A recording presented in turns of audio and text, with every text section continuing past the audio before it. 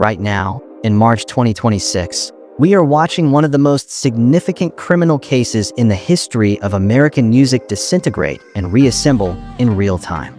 A 62-year-old man is sitting in a Nevada jail cell. He has already been convicted of assaulting another inmate while awaiting trial. He has cycled through 3 different defense attorneys, and he is supposed to stand trial for the murder of Tupac Shakur. Supposed to, because just 3 days ago, on March 10th, 2026, his latest attorney walked into a Clark County courtroom and told Judge Carly Kearney that he was withdrawing from the case. The reason cited was a dispute over the terms of the retainer. The judge scheduled a hearing for March 31st to determine whether a new attorney has been secured. And legal analysts across the country are now saying what everyone already suspects. The August 10th trial date is almost certainly going to be pushed back again. Nearly 30 years after bullets ripped through a black BMW on the Las Vegas Strip, the justice system is crawling, stumbling, and lurching its way towards something that might eventually resemble accountability. And in the middle of all of this, one of the most famous men on the planet, a man who called Tupac his brother, a man who recorded with him, toured with him, mourned him publicly for 3 decades, has not made a single substantive public statement about the trial. Not a press conference, not a reflective Instagram post, not a single sentence in any interview about the legal proceedings that are supposed to answer the question his friend's family has been asking since 1996. Instead, 3 days ago, the same day his former attorney quit the case, Snoop Dogg launched a limited edition wine called 2 of Amerikaz Most Wanted, a tribute bottle named after his iconic 1996 collaboration with Tupac, priced at $14.99, available at Kroger and Total Wine and on DoorDash. He poured out a little red wine in a tribute video. He talked about how nobody did it like them. He reflected on the music. He celebrated the legacy. But about the trial? About the man sitting in a cell charged with orchestrating the murder of the person whose name is printed on that wine label? Silence. And I need you to understand why that silence, set against the sound of a cash register, is absolutely deafening. Now, before we go any further, if you care about this case, if you grew up with this music, if September 1996 still sits heavy in your chest, leave a like and subscribe right now, because this story needs to be told properly, and the algorithm only pushes it if. To understand where we are right now, you have to understand where we have been. And I mean really understand it. Not the headlines. Not the Wikipedia summary. Not the 2-paragraph version you skim on your phone during lunch. The actual weight of what happened and what did not happen for almost 30 years. September 7th, 1996. Las Vegas, Nevada. The desert heat has barely faded by nightfall, and the city is electric because Mike Tyson is fighting Bruce Seldon at the MGM Grand Garden Arena. This is not just a boxing match. This is a cultural event. Celebrities are everywhere. The energy inside that building is kinetic, volatile, charged with money and ego, and the particular kind of adrenaline that Las Vegas manufactures better than anywhere else on earth. Tupac Shakur is there. Marion Suge Knight is there. They are sitting ringside, 2 of the most recognizable figures in West Coast hip-hop, and when Tyson demolishes Seldon in the first round, the night cracks open with possibility. Everyone is moving. Everyone is heading somewhere. The fight is over, but the evening is just beginning. And then, inside the MGM Grand Lobby, a collision happens that will echo for 3 decades. Tupac and members of his entourage encounter a man named Orlando Anderson. Anderson was a known affiliate of the Southside Compton Crips. There is history here, the kind of layered, street-level history that never makes it into court filings but drives every decision on both sides. Surveillance cameras capture what happens next. Tupac strikes Anderson. Others join in. Security breaks it up in under a minute. The physical confrontation is brief. Its consequences are not. Hours later, around 11:15 p.m., Tupac and Suge Knight are riding in a black BMW 750IL, part of a convoy heading toward Club 662, a venue Suge owns. They are stopped at a red light near what was then the Maxim Hotel on East Flamingo Road, just off the Las Vegas Strip. A white Cadillac pulls up alongside the passenger side of the BMW. Shots are fired. 13.40 caliber shell casings are later recovered from the scene. Ballistics analysis indicates they came from a single weapon, a Glock .40 caliber handgun. That weapon has never been recovered. Tupac was hit 4 times, in the chest, the arm, and the thigh. One round struck his right lung. Suge Knight was grazed by a bullet fragment or possibly by shrapnel. Tupac was rushed to the University Medical Center of Southern Nevada. Doctors performed emergency surgery. They removed his right lung in a desperate attempt to save his life. For 6 days, he fought. His mother, Afeni Shakur, flew to Las Vegas and sat beside him. The hip-hop world held its breath. Radio stations ran updates between songs. MTV anchors looked shaken delivering the news. On September 13, 1996, at 4:03 p.m. Pacific Time, Tupac Amaru Shakur was pronounced dead. He was 25 years old. If you were alive then, you remember. You remember exactly where you were when the news broke. Radio stations interrupted their programming. Conversations stopped mid-sentence in barbershops and living rooms and cars. An entire generation felt the same thing simultaneously. Something irreplaceable had just been taken. And then came the long, agonizing silence of an investigation that went nowhere. The case struggled from the very beginning. Witnesses were reluctant to cooperate. Loyalties in the communities connected to this case ran deeper than any detective's notebook could chart. Fear was real and justified, because the people who knew things were the same people who had the most to lose by saying them. Orlando Anderson, the prime suspect for years, denied any involvement in the shooting. He was killed in an unrelated shooting in Compton in May of 1998. He was 23 years old. Others believed to have been in or near that white Cadillac also died in subsequent years, their knowledge buried with them. No arrests, no charges, no indictments. For nearly 3 decades, the case sat frozen. And in the vacuum left by that frozen investigation, speculation flourished. Conspiracy theories multiplied like cells dividing. East Coast fingers pointed west. West Coast fingers pointed east. Some pointed at industry figures. Some pointed at gang retaliation. Some constructed elaborate theories involving record label executives, life insurance policies, and shadowy intermediaries who may or may not have existed. Evidence existed throughout all of this. The MGM surveillance footage of the lobby altercation existed. Ballistics evidence existed. Witness accounts, partial and contradictory as they were, existed. But evidence without cooperative testimony can stall a case for decades. And that is exactly what happened. Until it didn't. In 2008 and 2009, something remarkable happened that should have changed everything, but somehow did not change anything for another 14 years. During a federal narcotics investigation being conducted in Southern California, a man named Dwayne Keith Davis, known on the streets as Keffe D, sat down with law enforcement officials. He spoke under what he believed were limited immunity agreements, meaning his words were supposed to be used for intelligence purposes within that specific investigation, not turned into ammunition for a separate murder prosecution. And in those conversations, Davis described the events of September 7, 1996, in extraordinary detail. He placed himself inside the white Cadillac. He identified his nephew, Orlando Anderson, as the person who pulled the trigger. He described the sequence of events, the pursuit, the positioning, the moment of the shooting itself, with the specificity of someone who had been present and watching. Now let that settle for a moment. A man voluntarily told federal investigators that he was in the vehicle from which Tupac Shakur was shot and killed. He provided details that aligned with physical evidence already collected by Las Vegas Metropolitan Police. He named participants. He described motivations. And for years, nothing happened. No arrest. No indictment. No grand jury.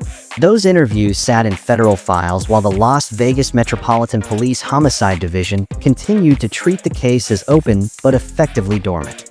The immunity agreements created a legal thicket that prosecutors were reluctant to navigate.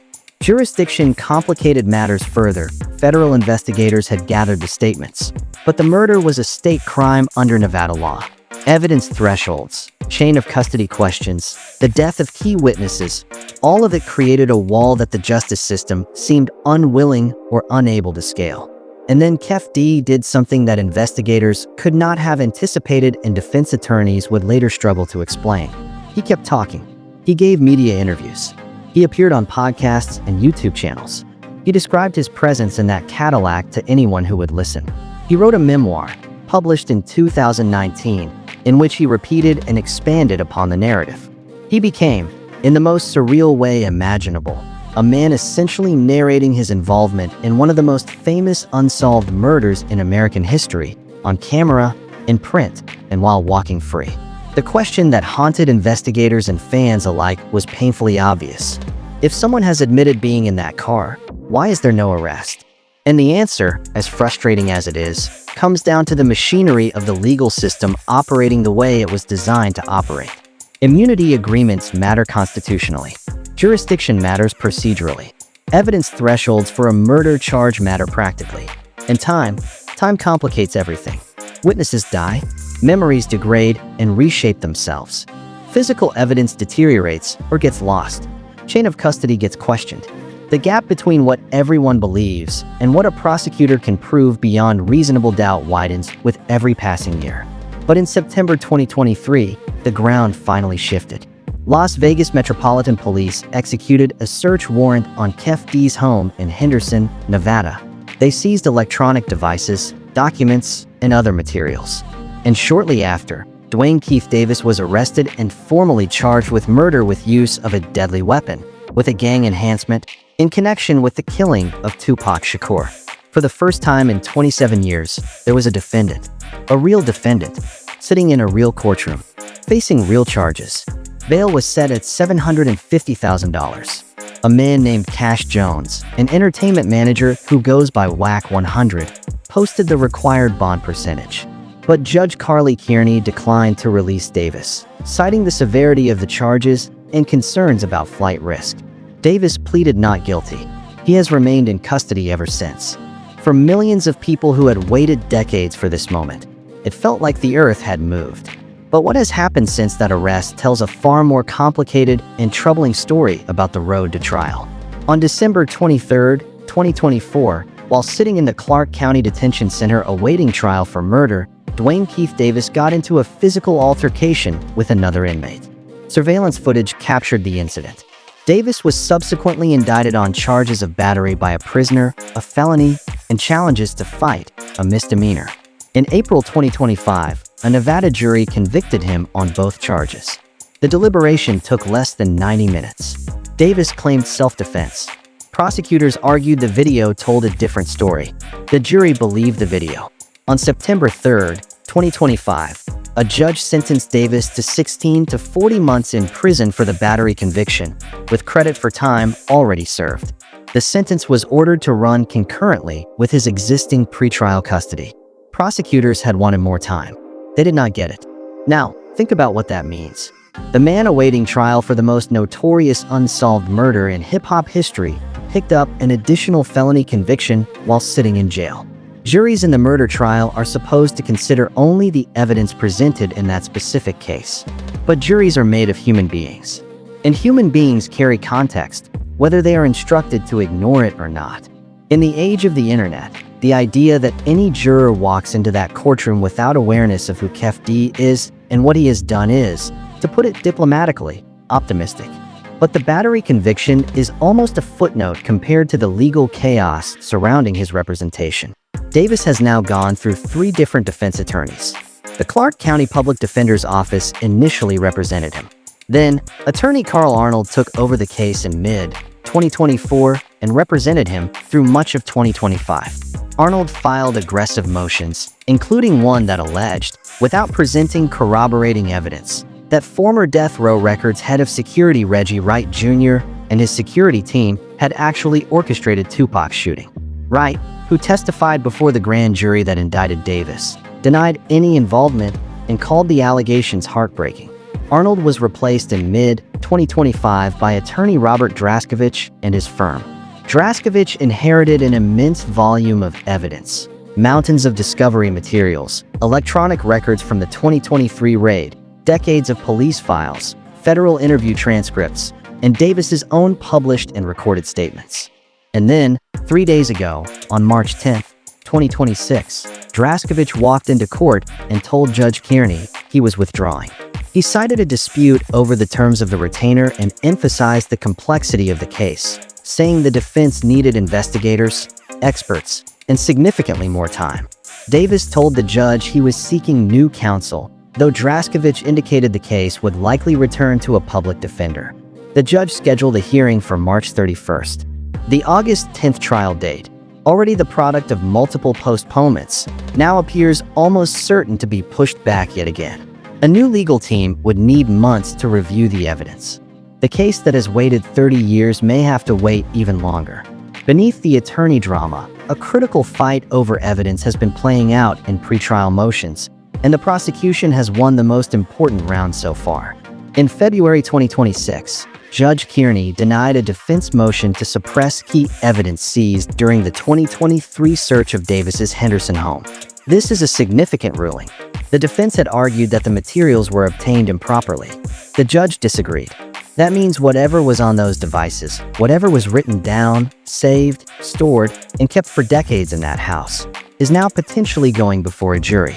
The prosecution's case rests heavily on Davis's own words, his statements to federal investigators in 2008 and 2009, his media interviews, his memoir, and the materials found in his home.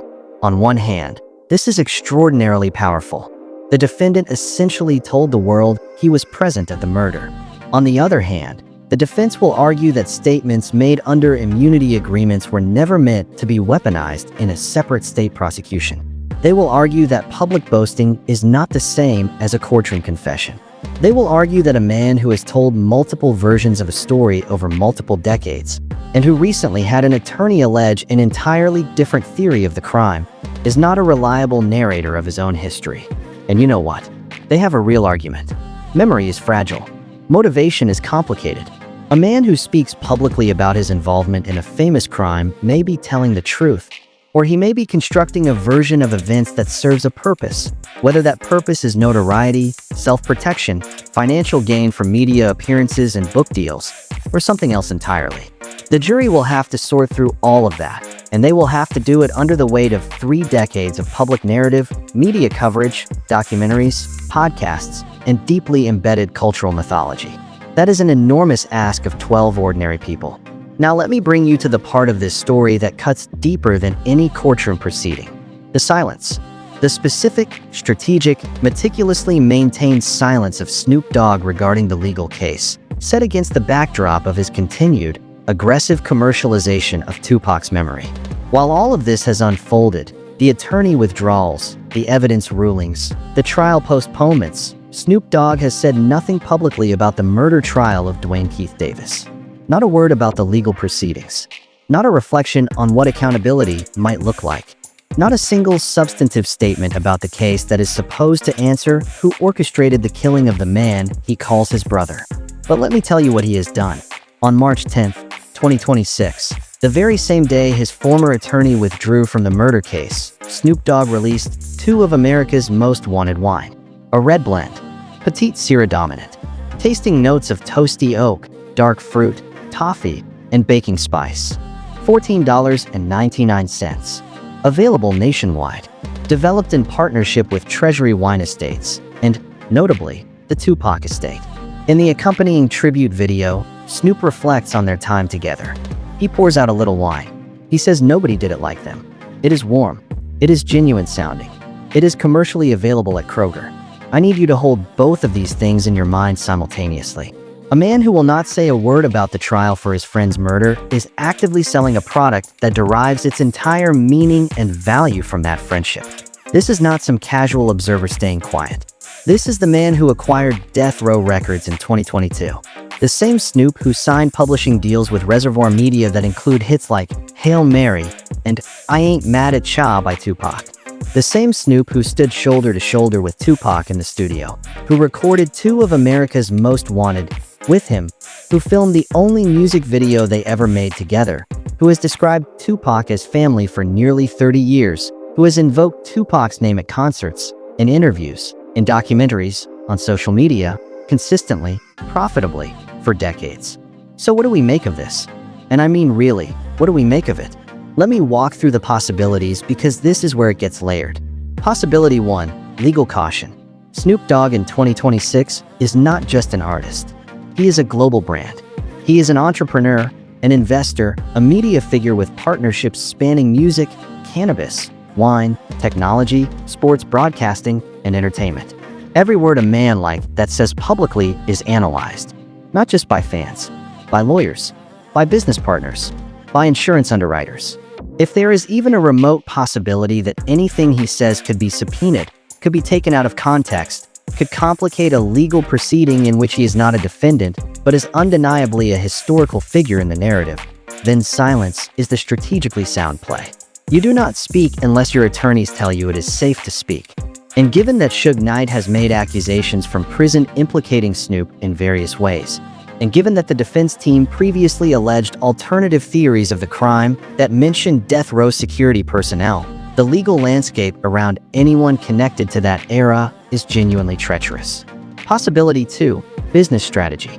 Death Row Records is now a corporate asset under Snoop's control. Tupac's catalog, his image, his legacy, these are intertwined with that label's commercial value. The Reservoir Media publishing deal, the wine launch, the anniversary releases, the remastered editions that introduced Tupac to listeners who were not born when he was alive. All of this depends on careful management of the brand. Anything Snoop says publicly about the murder trial could affect the commercial positioning of products and partnerships he has spent years building. That sounds cold. I know. But the music industry has always been cold. And the people who survive in it for 30 years are the ones who understand when sentiment must yield to strategy. Possibility 3. And this is the one that hits differently for people who lived through 1996. Distance. Not emotional distance necessarily, but the kind of distance that develops when a person has spent 3 decades processing grief publicly while simultaneously building a life, a career, a family, and an empire. At some point, you have to ask a difficult question. Is Snoop Dogg obligated to perform his grief for us? Is he required to issue a public statement every time a judge rules on a pretrial motion? Or has he earned the right to carry whatever he carries privately, in whatever way he chooses? I know some of you are going to push back on that, and I hear you. Because here is the tension, the real tension, the one that former Death Row Security Chief Reggie Wright Jr. has circled in various interviews over the years. If you remain silent about the legal proceedings, can you continue invoking Tupac's name publicly to sell wine, to energize concert crowds, to brand record label merchandise? Can you pour out a glass of $14 Petite Sirah in a tribute video and call it honoring the legacy while saying nothing about the trial that might bring a measure of accountability for the murder? That is not an accusation. It is a question, and it is a question that deserves to sit in the room. Because Tupac's name still fills arenas. His image still moves merchandise. His voice still echoes through playlists and documentaries and tribute concerts and now, wine bottles. So when does honoring a legacy become indistinguishable from monetizing a tragedy? When does memory become selective? And how do artists balance reverence with commerce while a trial looms? I want to take you somewhere else now because I think context matters more than people realize. Think about who Tupac was. Not the headline version, not the cultural symbol, the actual human being. He was 25 years old when he died. 25. He was ferocious and vulnerable in the same breath. His songs were political manifestos, personal diaries, and street sermons compressed into 3-minute and 4-minute tracks. He wrote about the weight of systemic racism with the analytical precision of a scholar and the fury of someone who had lived it every day of his life. He wrote about his mother's addiction with the kind of tenderness that made grown men cry in their cars. He wrote about death like he could feel it approaching, and the eerie prescience of tracks like If I Die Tonight and Life Goes On has haunted listeners for 3 decades. He wrote with urgency, like he believed his words mattered not just to the people listening in 1996, but to a future he might never see. And the thing that still resonates, all these years later, is how right he was about that. His lyrics about injustice, mortality, resilience, love, they have not aged a day.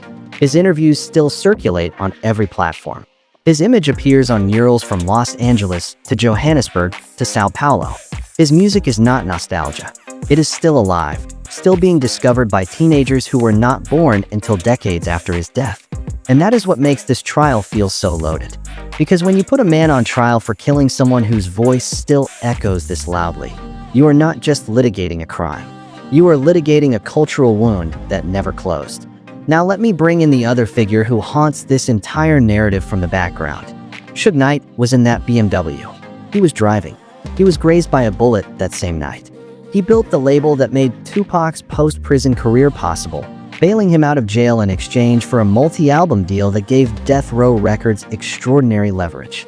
And his relationship with every artist who moved through that label was entangled with business deals, intimidation, loyalty, and a very particular kind of power that operated outside the boundaries of normal entertainment industry practice. From prison, where he is serving a 28-year sentence for voluntary manslaughter in a separate case, Knight has made public statements over the years that have injected volatility into every conversation about Tupac's murder. He has accused Snoop Dogg of various things, including claims about behind-the-scenes maneuvers, financial dealings, and loyalty that, if true, would fundamentally change how people understand the web of obligations and betrayals that surrounded that September night. And if false, they are the words of a man with his own grievances, his own resentments, and his own reasons for reshaping the narrative from behind bars. The problem with claims like that is not just whether they are true or not. It is how they change the emotional geometry of the entire story. They invite suspicion. They reopen wounds. They give journalists and fans and conspiracy theorists new threads to pull. And every thread leads somewhere different depending on who is pulling it and what they want to find at the other end. I think there is a question underneath all of this that people in their 40s, 50s, and 60s are thinking about, but not always saying out loud. And it is this: can a trial conducted nearly 30 years after the crime ever truly satisfy the need for closure? Really think about that. Children born the year Tupac died are turning 30 in 2026. The world has changed in ways that would be unrecognizable to anyone standing on the Las Vegas Strip in September 1996. The music industry has changed. The media landscape has changed. The way we consume information, process grief, build narratives around public figures, argue about justice on social media, all of it has transformed beyond recognition. And yet here we are, waiting, possibly for months or years longer than anyone anticipated, for 12 jurors in a Nevada courtroom to answer a question that has lingered since the Clinton administration. A question that has survived the rise of the internet, the birth of social media, the streaming revolution, the podcast era, and the complete transformation of the culture that produced it. Tupac's mother, Afeni Shakur, spent years fighting to protect her son's legacy and his estate before she passed away in May of 2016. She never saw an arrest in her son's murder case. Let that sit with you. A mother buried her child, a child she had raised through poverty and activism and struggle, and spent 2 decades watching the case go nowhere. She built an estate, she curated a legacy, she protected a name, and she died without ever seeing a defendant in a courtroom. Family members and close friends have spoken in interviews over the years, halting, careful, raw, about the young man who will never grow old, about the holidays that feel permanently incomplete, about the particular cruelty of watching someone's legacy be celebrated by the same culture that could not solve his murder. Fans remember the exact moment they heard the news, the subsequent rituals of mourning, playlists as memorials, social media posts on every anniversary, candles lit in cities where Tupac never set foot. These are not abstract cultural phenomena. They are expressions of genuine loss. And they persist because the loss was never properly resolved. Not by the justice system, not by time, not by anything. So now I want to pull back and talk about what this moment really means. Not just for the case, not just for Snoop, for all of us. The trial of Dwayne Keith Davis, if it ever reaches a jury, is not just a murder trial. It is a test of whether the American justice system can meaningfully address a crime that is calcified into cultural mythology. It is a test of whether a prosecution built largely on a defendant's own statements that were arguably protected by immunity agreements and complicated by decades of inconsistency, can survive the scrutiny of a modern courtroom. And it is a test of whether a community that has waited 30 years for answers can accept whatever answer the legal system delivers, even if that answer is unsatisfying. If there is a conviction, it will offer a form of legal reckoning. Some people will feel validated. Some people will feel relief. But I will be honest with you. I do not think a conviction erases 30 years of unanswered questions. It does not bring Tupac back. It does not give Afeni Shakur the closure she deserved while she was alive. It does not undo the ripple effects, the other deaths, the conspiracy theories, the fractured relationships, the careers shaped by proximity to tragedy. A conviction answers one narrow legal question. That is all a criminal trial is designed to do. And if there is no conviction, if the defense succeeds in creating reasonable doubt, which, in a case this old, with evidence this complicated, with a defendant who has been represented by 4 different legal teams, is a genuine possibility, then we are looking at an intensified cycle of speculation that could outlast everyone currently alive to participate in it. For the generation that waited, a not guilty verdict would feel like a door slamming shut on a room that was never properly entered. But here is what I need you to understand. A not guilty verdict does not mean innocence in the court of public opinion. It means the prosecution failed to meet a specific legal standard. And that legal standard exists to protect all of us from wrongful convictions. The tension between moral longing and legal prudence is one of the most painful ironies of this entire case. As for Snoop Dogg, I think his silence regarding the trial will eventually break. Whether it is before the trial begins, during the proceedings, or in the aftermath of a verdict, I believe he will speak. Because the gravity of this moment, especially set against the commercial ventures that depend on Tupac's name, creates a pressure that silence can contain only for so long. But when he does speak, every word will be measured. Every sentence will have been reviewed by attorneys and publicists and brand strategists. And it will tell us something, not just about his relationship with Tupac, but about what it means to be a survivor of an era that consumed so many of the people who created it. The business of legacy continues regardless of what happens in that courtroom. Catalogs are bought and sold. Publishing deals are signed with multinational media companies. Anniversary releases keep the music circulating. Remastered editions introduce Tupac to listeners born in the 2000s. Wine bottles bearing the names of songs recorded in 1996 are sold at grocery stores for $15. And the label that was once a locus of fire and fame and fear is now a corporate asset managed, marketed, and monetized by the very man who will not speak about the trial for the murder that happened on its watch. That is not irony. That is the music industry. It has always consumed its own and sold the remains back to the audience wrapped in whatever the audience will pay for, whether that wrapping is called nostalgia, tribute, or limited edition. But I will say this. Tupac's music persists not because of marketing. It persists because it is true. His themes, inequality, love, violence, aspiration, mortality, institutional failure, they have not become less relevant. If anything, in 2026, they have become more so. And if the music had only sentimental value, if it were merely a relic of a moment that passed, it would have faded decades ago. Its persistence is proof of something deeper than any commercial strategy can manufacture. Whatever happens in that Nevada courtroom, whenever it finally happens, Tupac's cultural footprint is secure. But legacies are layered. They include art. They include controversy. They include the unfinished conversations that survivors avoid and fans cannot stop having. They include the commerce that grows around grief like ivy around a wall. And sometimes, when the questions are too dangerous and the money is too good and the lawyers are too cautious, they include silence. And so now, with all of that said, I want to hear from you. What do you think about Snoop Dogg's silence? Is it legal wisdom, or does the wine bottle make it something else entirely? Do you believe this trial will ever actually happen, given 3 attorney changes and counting? What does justice even look like after 30 years? Is a conviction enough? Or does closure require something the legal system was never designed to deliver? How do you feel about a man selling tribute wine while saying nothing about the trial for the murder that the tribute is supposed to honor? And where do you stand on the immunity question? Should Keffe D's statements to federal investigators be used against him in a state murder prosecution? Or do those agreements mean what they were supposed to mean? Drop your thoughts in the comments, because I genuinely want to hear from people who lived through this. People who remember 1996. People who carried this with them through the decades that followed. If you made it to this point in the video, you already know this matters to you. So leave a like and subscribe. It helps this channel more than you know, and it makes sure stories like this get told with the depth and honesty they deserve. I hope you take a moment today to listen to something that reminds you why you fell in love with this music in the first place. Not the product, not the merchandise, not the brand, the music, the voice, the truth that a 25-year-old put on tape because he knew his time was short and his words were not.